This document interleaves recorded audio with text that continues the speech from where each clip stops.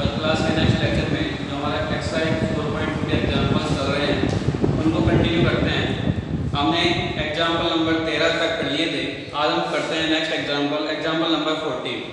Example दिया हुआ आपको कि सारणिक का मान ज्ञात कीजिए और सारणिक आपको दी हुई है 1/a। एग्जाम्पल नंबर 14 है 1/a, 1/b और 1/c। दूसरे कॉलम में आपको दिया हुआ है a² b² और c²,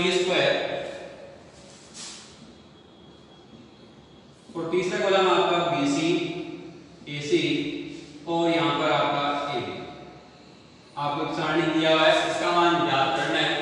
देखिए मान ज्ञात करने के लिए अब इसने ना तो हमें ये कहा है कि प्रसार कीजिए और ना ही ये कहा है कि मेरे को गुणधर्म से इसको करना है। तो आप लोग प्रसार से भी कर सकते हैं, इसको गुणधर्म से भी कर सकते हैं। हम इसको गुणधर्म के प्रयोग से करेंगे। तो गुणधर्म के प्रयोग से करते हैं तो सबसे पहले देखिए हमारे पास यहाँ पर BC है, यहाँ AC है और यहाँ पर क्या है AB। अगर पहली पंक्ति को A से गुणा कर दें, दूसरी पंक्ति को B से गुणा करते हैं और तीसरी पंक्ति को C से गुणा कर देते हैं तो हमें क्या मिलेगा ABC यहाँ पर मिलेगा, यहाँ पर भी ABC और यहाँ पर भी क्या मिलेगा ABC। तो हम ये काम करेंगे कि जो R1 है R1 को मल्टीप्लाई कर रहे हैं किससे A से, तो यहाँ पर AR1, R2 को मल्टीप्लाई कर रहे हैं B से तो यहाँ पर BR2 और R3 को कर रहे हैं C से, यहाँ पर आएगा CR3। अब देखिए इससे मल्टीप्लाई कर रहे हैं तो ये क्या होंगे हमारे पास यहाँ पर भाग में भी आएंगे बार, तो यहाँ पर लिखेंगे 1/a, b और c, जो ये तीनों से क्या कर रहे हैं गुणा कर रहे हैं। तो हमारे पास यहाँ पर मल्टीप्लाई में जो सारणी है पहली पंक्ति को a से गुणा कर रहे हैं, a से गुणा करेंगे तो a/a कितना हो जाएगा 1 हो जाएगा, यहाँ पर लिखेंगे 1। a² को a से गुणा करेंगे तो यहाँ पर आएगा आपका a³ और bc को a से गुणा करेंगे तो क्या आ जाएगा abc। ठीक है, आगे देखते हैं दूसरी पंक्ति है। दूसरी पंक्ति में बात करें तो हमारे पास यहाँ पर है BR2, तो b से गुणा करते हैं R2 को, तो दूसरी पंक्ति है 1/b है, b से गुणा करेंगे तो कितना होगा b/b और ये कितना आ जाएगा अपना 1। b² को b से गुणा करें तो हमें मिलेगा यहाँ पर b³। इसी प्रकार AC को b से गुणा करते हैं तो हमें मिल जाता है ABC। तीसरी पंक्ति है उसके लिए ऑपरेशन क्या है हमारा CR3 है, अर्थात C से गुणा करना है। तो तीसरी पंक्ति को C से गुणा करेंगे तो 1/c, c² और AB है, तीनों को C से गुणा करते हैं तो 1/c है, C से गुणा करेंगे कितना आएगा c/c, कितना हो जाएगा 1। c² को C से गुणा करें तो कितना आ जाएगा c³। AB आपका AB को C से गुणा करते हैं तो ABC। यहाँ तक कोई दिक्कत नहीं होगी। अब देखिए जो आपकी तीसरा स्तंभ है, तीसरे स्तंभ में से ABC क्या कर सकते हैं हम कॉमन ले सकते हैं, तो यहाँ पर लिखेंगे C3 में से ABC उभयनिष्ठ लेने पर या कॉमन लेने पर, और कॉमन लेंगे तो हमारे पास जो कॉमन ले रहे हैं वो कहाँ जाएगा बाहर आ जाएगा। 1/ABC हमारे पास पहले से है, मल्टीप्लाई में क्या हो जाएगा ABC हो जाएगा और सारणी क्या बन जाएगा आपका 1 1 और 1। जो पहला कॉलम है AB, दूसरा कॉलम भी ऐसे कैसे आ जाएगा A³ B³ और C³। तीसरा कॉलम है ABC है तीनों में, तो कॉमन लेकर के आप जाएंगे यहाँ पर 1 1 और 1। अब हम देख सकते हैं कि पहला कॉलम और तीसरा कॉलम, पहला स्तंभ और तीसरा स्तंभ दोनों क्या है समान है, और हमने प्रॉपर्टी पढ़ी हुई है कि जब हमारे पास कोई दो पंक्ति या दो स्तंभ परस्पर क्या होते हैं बराबर होते हैं, समान होते हैं, तो जो हमारा सारणी होता है उसका मान क्या होता है 0 होता है। आप लिखेंगे क्योंकि C1 = C3, इसलिए यहाँ पर क्या जाएगा आपका जो ABC है ABC से कैंसिल हो गया, यहाँ पर लिखेंगे 1 मल्टीप्लाई में 0 और हमें इसका मान कितना मिल जाएगा सारणी का 0। क्लियर है? एक बार दोबारा से देख लीजिए। एग्जांपल नंबर 14 है, इसको किस प्रकार से करना है, आप इसको प्रसार से भी कर सकते हैं और गुणधर्म के प्रयोग से भी कर सकते हैं।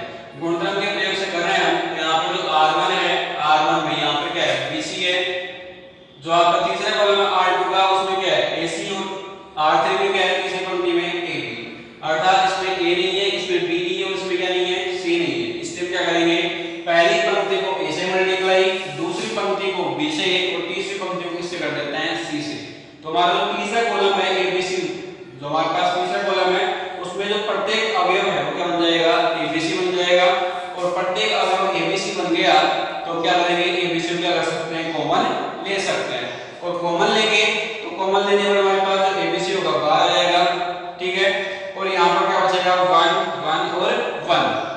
और जो हमारा पहला कॉलम है उसमें 1 1 1 पहले से है, तो हमारे पास जो C1 और C3 हैं दोनों क्या हैं, समान है, इसलिए इस सारणी का मान क्या आएगा, 0 आएगा गुणनफल के उपयोग से। तो हमारे पास जो दिया गया सारणी है इसका मान भी कितना आ जाएगा, 0। तो यहाँ से हम इस क्वेश्चन को सॉल्व कर सकते हैं। आप लोग गुणनफल याद होने चाहिए और संख्या का उपयोग करना आना चाहिए। एक बार इस क्वेश्चन को नोट कीजिए, आगे देखते हैं नेक्स्ट एग्जांपल।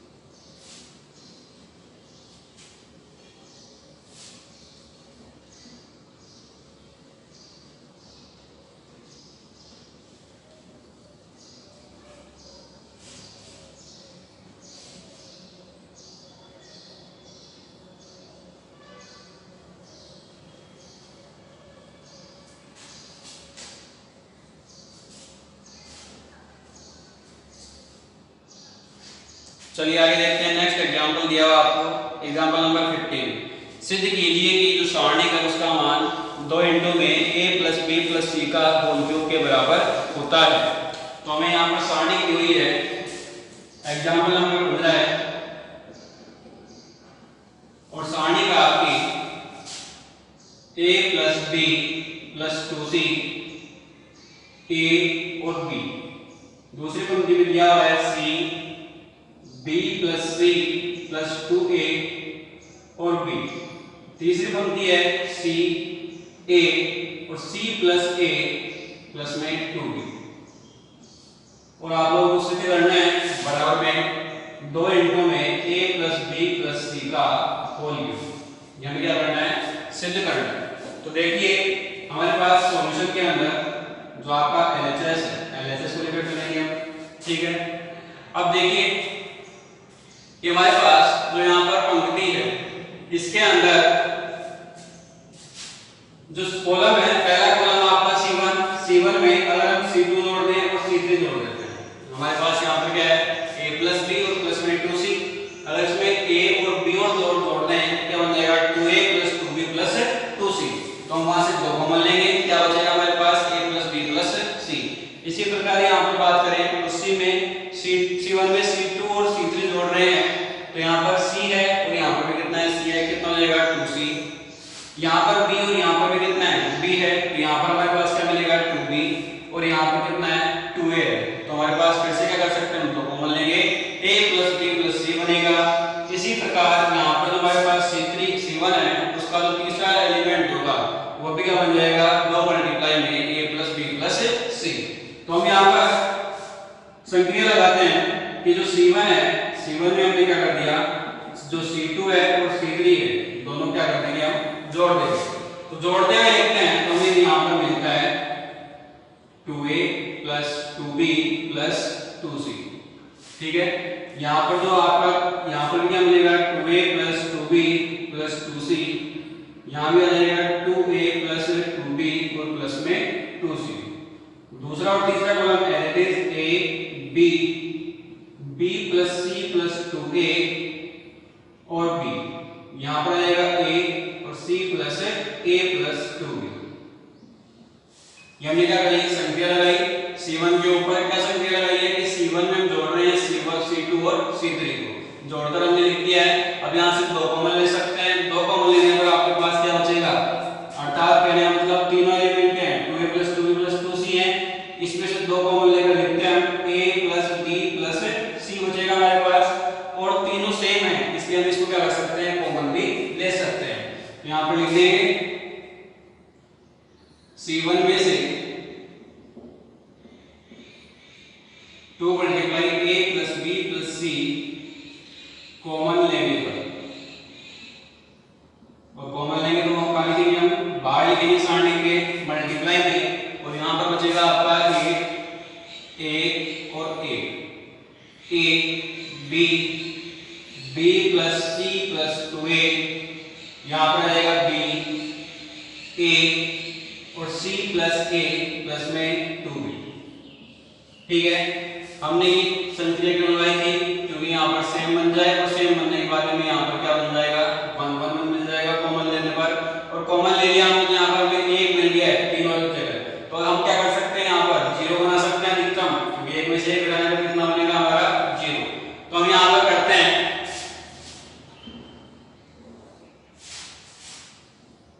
कि जो आपका R1 है, चलिए R2 में लगाते संक्रिया, R2 में से R1 माइनस कर दें, जो R2 है, R2 का जो पहला एलिमेंट का 1 है, 1 में से 1 घटाएंगे 0 बचेगा, ऐसे ही R3 में भी 1 में से 1 घटाएंगे कितना बचेगा, 0 बच जाएगा। तो हमें अधिकतम क्या बनानी है, 0 बनाना है, क्योंकि 0 बनाएंगे तो पहले से क्या हो जाएगी, इजी हो जाएगी। तो यहाँ पर R3 है, R3 में हम ऑपरेशन करते हैं, संक्रिया लगाएंगे R3 - R1, R3 में से क्या कर रहे हैं, R1 को क्या करेंगे, घटाएंगे। तो यहाँ पर हम देखिए 2 मल्टीप्लाई में a + b + c, और यहाँ पर क्या बचेगा, जो R1 है, R1 के ऊपर हमने कोई संक्रिया नहीं लगाई है, इसलिए एज इट इज लिख देते हैं 1 a और b। जो R2 है, R2 में हमने क्या किया है, R1 को माइनस कर रहे हैं, घटा रहे हैं, तो 1 में से घटाएंगे कितना बच गया, 0। यहाँ पर आपके पास है b + c + 2a, a घटाएंगे तो यहाँ पर बचेगा आपका b + c प्लस में a, 2a है, 2a में से a घटा दिया, कितना बच गया आपका, a बच गया है, और b में से b घटाने पर कितना मिलेगा आपको, 0। आगे देखें तो R3 है, R3 में से R1 घटा रहे हैं, लेस कर रहे हैं, तो यहाँ पर 1 में से 1 घटाने पर कितना बचता है, 0।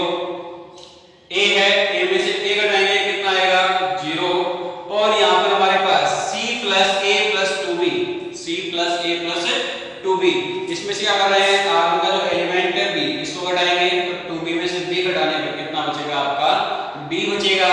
तो यहाँ पर हमारे पास आ जाएगा c + a और प्लस में b। अब हम देख सकते हैं कि हमें जो हमारा जो पहला कॉलम है, ठीक है, जो पहला कॉलम है उसमें क्या है, 2 0 है, इसी प्रकार R3 में कितने 0 हैं, 2 0 है। तो आप लोग किसी के सापेक्ष क्या कर सकते हैं, इसका प्रसार कर सकते हैं। हम यहाँ पर कर लेते हैं C1 के सापेक्ष प्रसार करने पर, C1 के सापेक्ष प्रसार करने पर या सारणी का मान ज्ञात करने पर हमें यहाँ पर मिलेगा 2 मल्टीप्लाई में a + b + c, और मल्टीप्लाई में यहाँ पर आ जाएगा 1 मल्टीप्लाई में, इसका जो सारणी होगा उप सारणी यहाँ से क्या होगा, 1 multiply b + c + a 0 0 c + a + b, 0 0 है, तो यहाँ पर माइनस का 0 प्लस का 0। चलिए आगे सॉल्व करते हैं इसको। तो हमारे पास यहाँ आ जाता है 2 × में a + b + c। हल करने के लिए वज्र गुणा करेंगे, तो 0 को 0 से गुणा करने पर क्या आएगा, 0, लेकिन b + c + a, इसको क्या लिख सकते हैं, a + b + c लिख सकते हैं। भाई b + c + a है, a + b + c लिख सकते हैं इसको व्यवस्थित करके। इसी प्रकार इसको भी क्या लिख सकते हैं, a + b + c। यहां से लिखेंगे 1 मल्टीप्लाई में a + b + c, और मल्टीप्लाई में a + b + c, दोनों व्यवस्थित करके हमने लिख दिया है a + b + c। अब दोनों सेम है, तो यहाँ पर पावर लगा देंगे, दोनों क्या हमारे पास ये भी, ये और ये तीनों ही सेम है, इसलिए कितनी घात लाएंगे, a + b + c की घात कितनी, 3, और ये क्या हमारा RHS इति सिद्धांत। हमें सिद्ध करना था कि एक सारणी दिया है, उसका मान 2 ×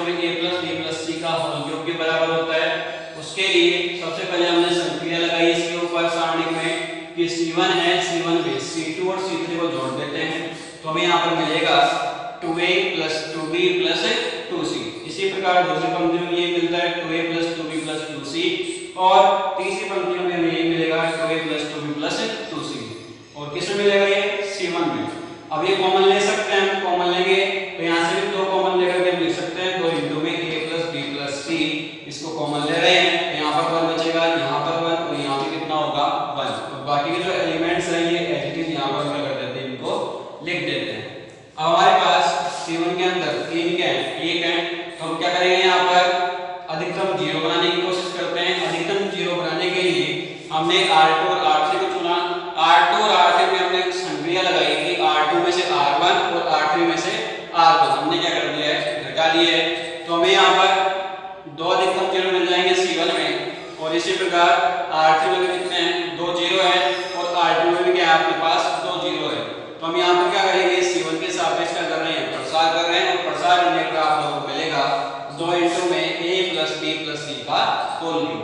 तो एग्जांपल, अच्छा एग्जांपल है, इसको नोट कीजिए और समझ लीजिए इसको।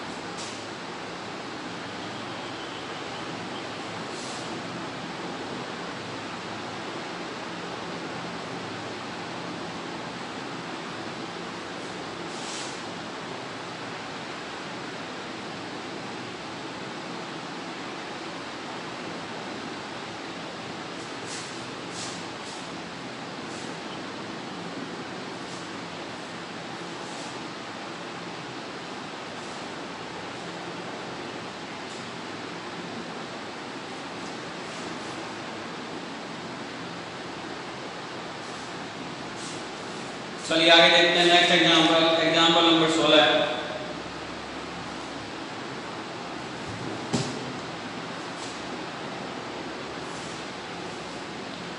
और एग्जांपल नंबर 16 में दिया हुआ है आपको एक सारणी दी हुई है 1 + a 1 1 1 1 + b और 1।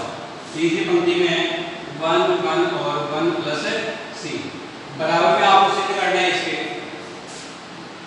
ABC मल्टीप्लाई में 1 + 1/a + 1/b + 1/c याद पता करना है, सिद्ध करना है। सिद्ध करना है इसके लिए सॉल्यूशन के अंदर हम LHS लेंगे और LHS को क्या करेंगे, यहाँ पर सॉल्व करेंगे। अब सबसे पहले देखिए हमें सिद्ध क्या करना है, ABC multiply 1 + 1/a + 1/b + 1/c ये काम करेंगे। तो हमारे पास यहाँ पर कितना है, 1 + a 1 + b और 1 + c है। अगर हम इनको इस रूप में बदल दें कि 1 + 1/a 1/b 1/c के रूप में बदल देते हैं इनको, तो हमारे पास एक इजी हो जाएगा।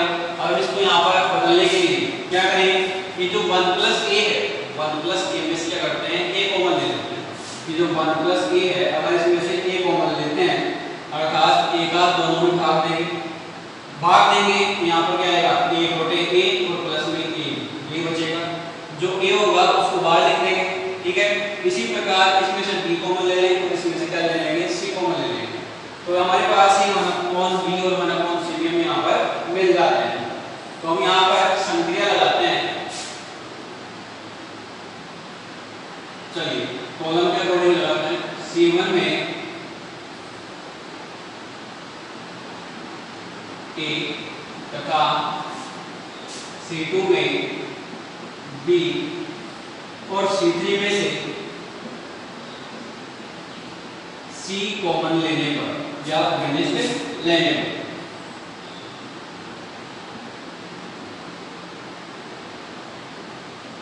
पर और घनिष्ठ लेते हैं तो हमारे पास C1 में से क्या कॉमन ले रहे हैं A, तो A को बाहर लिख दिया हमने। A कॉमन लेंगे तो यहाँ पर रहेगा 1/a प्लस में A। कॉमन लेने का मतलब क्या है, इसका भाग देंगे। 1 में A का भाग देंगे कितना हो जाएगा 1/a। इसी प्रकार जो तीसरा एलिमेंट है उसमें A का भाग लेते हैं कितना हो गया 1/a। आगे दूसरा कॉलम है, दूसरे कॉलम में से क्या कॉमन ले रहे हैं B, तो उसको भी हम बाहर लिखते हैं मल्टीप्लाई में। तो हमारे पास यहाँ पर रहेगा 1/b, नीचे मिलेगा 1/b प्लस 1 और नीचे आ जाता है 1/b। तीसरे कॉलम की बात करें तो हमारे पास c कॉमन ले रहे हैं, c को बाहर लिख देंगे मल्टीप्लाई में। तो हमारे पास बाहर मिल गया हमें a में से और यहाँ पर यह आ जाएगा 1 में c का भाग देंगे तो 1/c, ये भी 1/c और यह आ जाएगा 1/c प्लस 1, ठीक है। जो हमें सिद्ध करना था उसमें abc भी ऐसा आपको और abc हमें यहाँ पर मिल गया। अब देखिए अगर हम जो आपका C1 है, C1 में C2 और C3 को जोड़ देते हैं तो हमारे पास यहाँ पर क्या मिलेगा 1 plus 1/a plus 1/b plus 1/c। इसी प्रकार दूसरी पंक्ति में 1 प्लस में 1/a plus 1/b plus 1/c। इसी प्रकार तीसरी पंक्ति में भी यही मिलेगा। तो हम क्या करते हैं यहाँ पर संक्रिया कौन सी लगाएंगे कि C1 में C1 plus C2 plus C3 तीनों इस स्तंभों पे करके हमने जोड़ दिए। तो यहाँ पर ABC पहले से हमारे पास चल रहा है साथ में, इसको ऐसे कैसे लिखते हुए तीनों स्तंभों को जोड़ेंगे तो हमें यहाँ पर मिलेगा 1 plus 1/a plus 1/b plus 1/c। इसी प्रकार दूसरी पंक्ति में ये मिलता है 1 plus 1/a plus 1/b plus 1/c। तीसरी पंक्ति में ये मिलेगा लिख देते हैं 1 plus 1/a plus 1/b plus 1/c। और जो बाकी के दोनों कॉलम है इनको एज इट इज लिखेंगे। हमारे पास 1/b 1/b प्लस 1/b यहाँ पर आएगा 1/c और 1/c प्लस 1, ठीक है। अब हम देख सकते हैं C1 में से 1 plus 1/a plus 1/b plus 1/c क्या कर सकते हैं, हम कॉमन ले सकते हैं क्योंकि तीनों एलिमेंट ठीक है सेम है। यहाँ पर लिखेंगे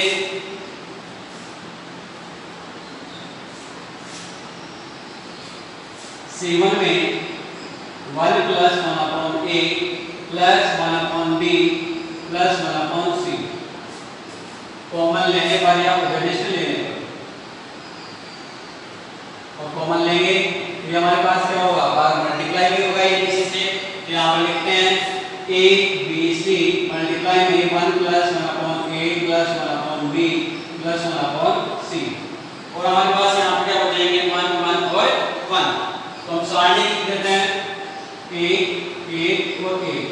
बाकी के दोनों स्तंभ as it is 1/b plus 1 1/b यहाँ पर आएगा 1/c और 1/c प्लस 1, ठीक है।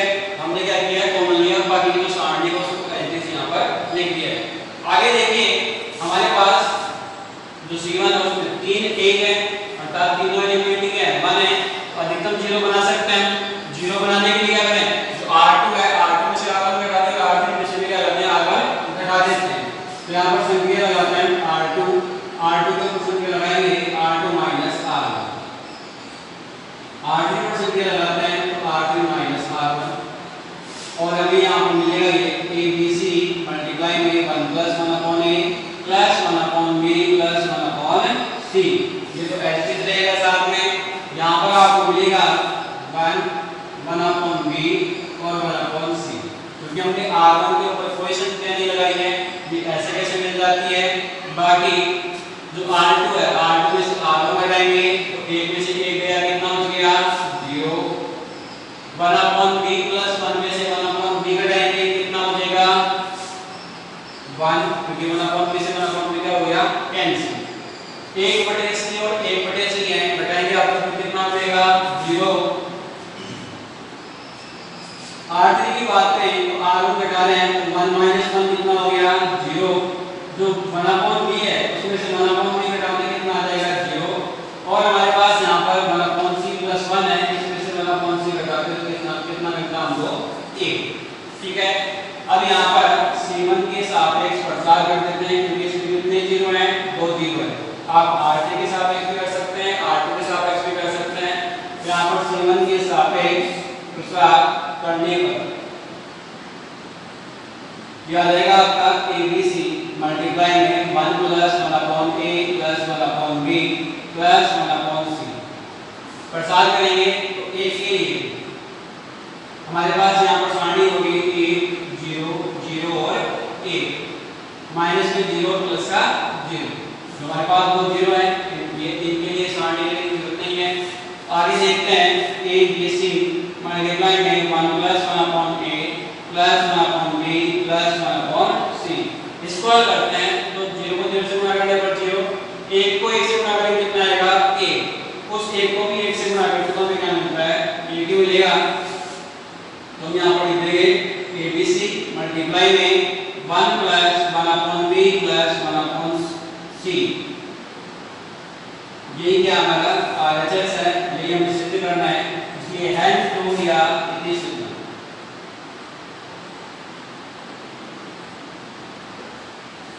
क्लियर है, एक बार इसको नोट कर लीजिए, दोबारा देख लेते हैं इसको।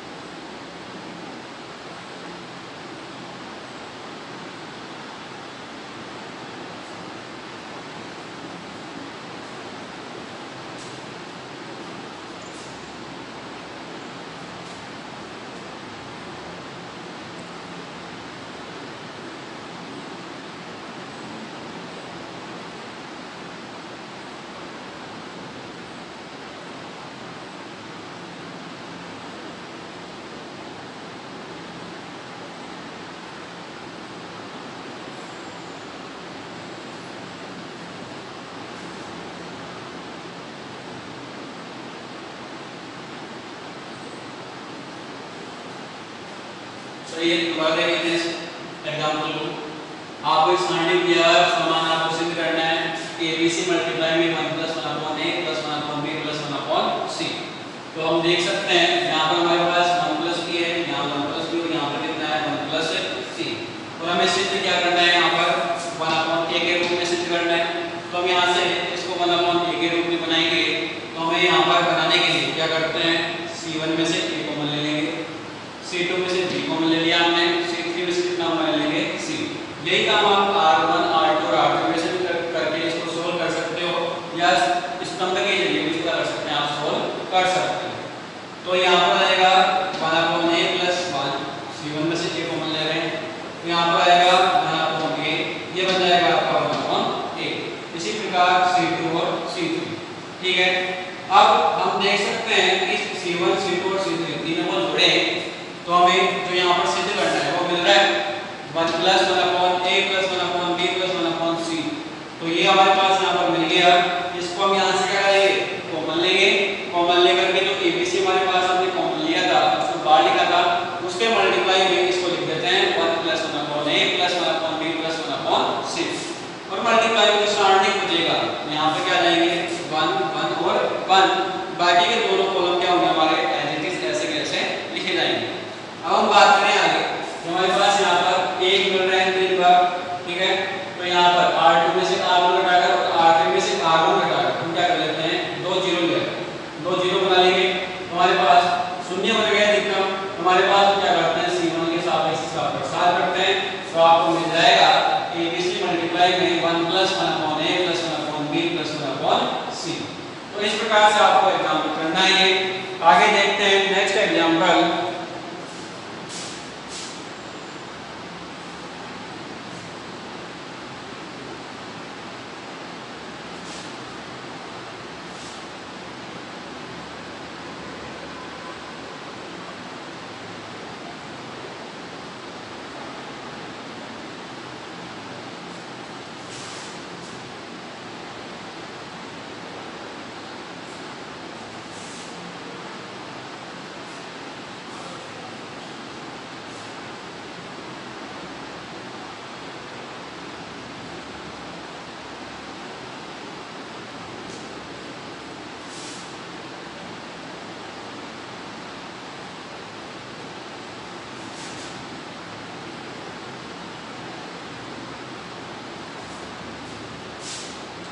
चलिए नेक्स्ट एग्जांपल की बात करें। एग्जांपल नंबर 17 दिया हुआ है कि समीकरण दिया हुआ है, इसको हल कीजिए और x का मान ज्ञात कीजिए।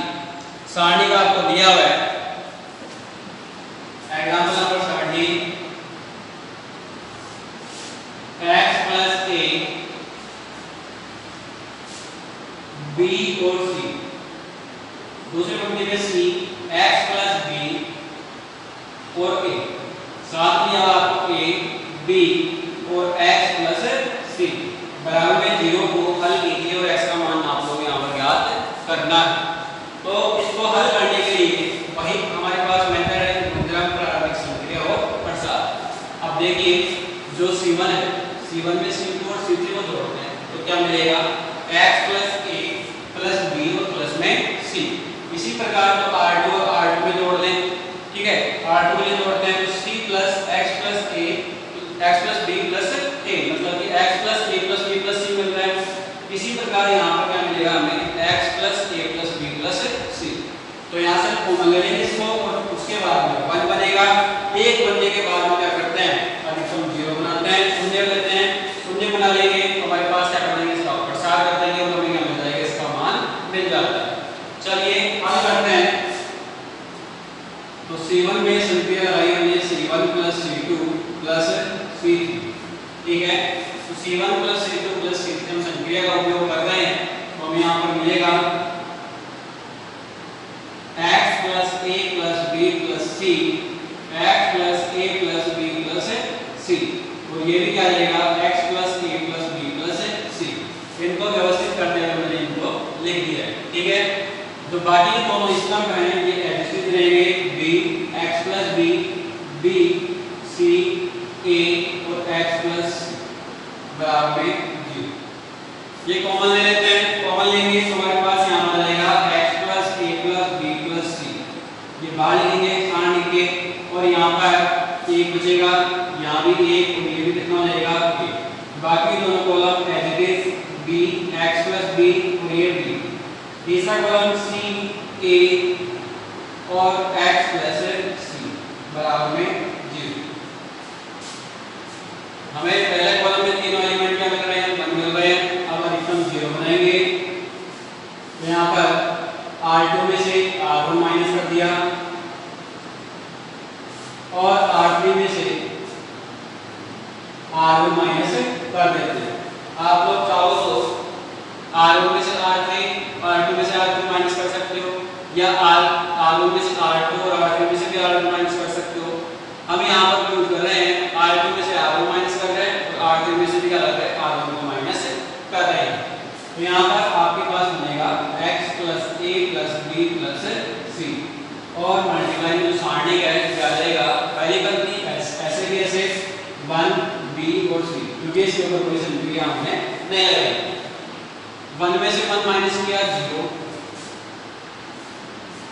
x + b है, इसमें से b घटाएंगे कितना बचेगा x। यहाँ पर हमारे पास a है, a में से c घटाएंगे तो a -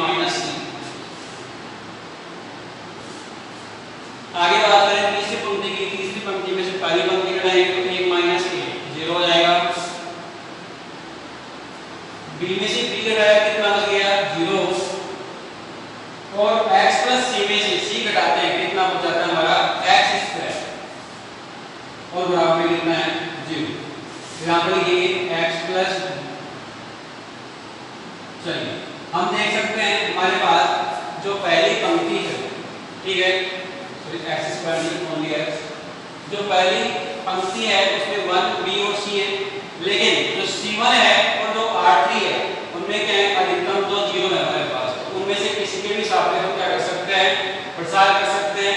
तो हम यहाँ पर c1 के सापेक्ष प्रसार करेंगे,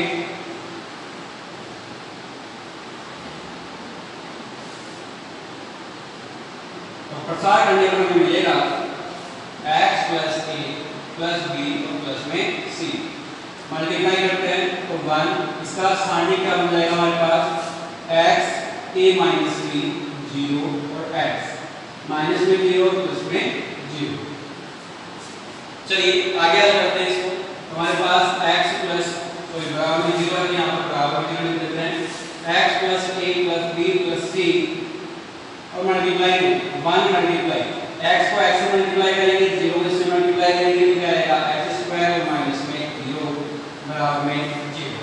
ठीक है, यहाँ से हल करते हैं तो हमारे पास x plus a plus b plus c multiply में x स्क्वायर इक्वल्स टू 0। तो आप लोग देख सकते हो यहाँ पर हमारे पास दो वर्गखंड है, तो हमारे पास क्या होगा x स्क्वायर इक्वल टू 0 या x plus a plus b plus c बराबर 0। तो हम यहाँ से लिख सकते हैं x इक्वल टू माइनस का a plus b plus c, अब साथ में कर देंगे पूरे का ही, और यहाँ से x बराबर में 0, 0, क्योंकि घात कितनी है 2 है। हमारे पास यहाँ पर हमने हल किया समीकरण को, और x के हमारे पास यहाँ पर मान मिल रहे हैं x बराबर 0 या x बराबर माइनस का a plus b plus c।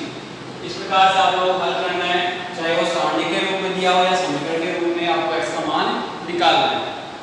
ठीक है, नोट करिए इसको।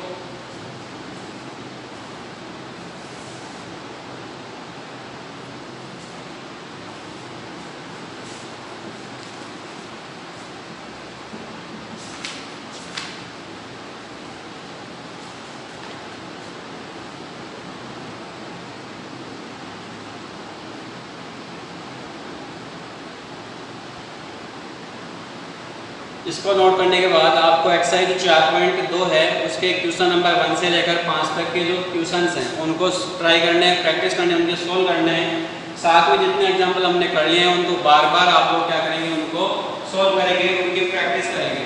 तो आप लोग जो सारणी है उसमें से आपका 1 नंबर भी क्या नहीं हो सकता, कट नहीं हो सकता है, गलत नहीं होगा। अगर आपको इसके गुणधर्म, इसका प्रसार करना, इसके जो मेथड है वो आपको याद है तो चलिए मिलते हैं नेक्स्ट क्लास में।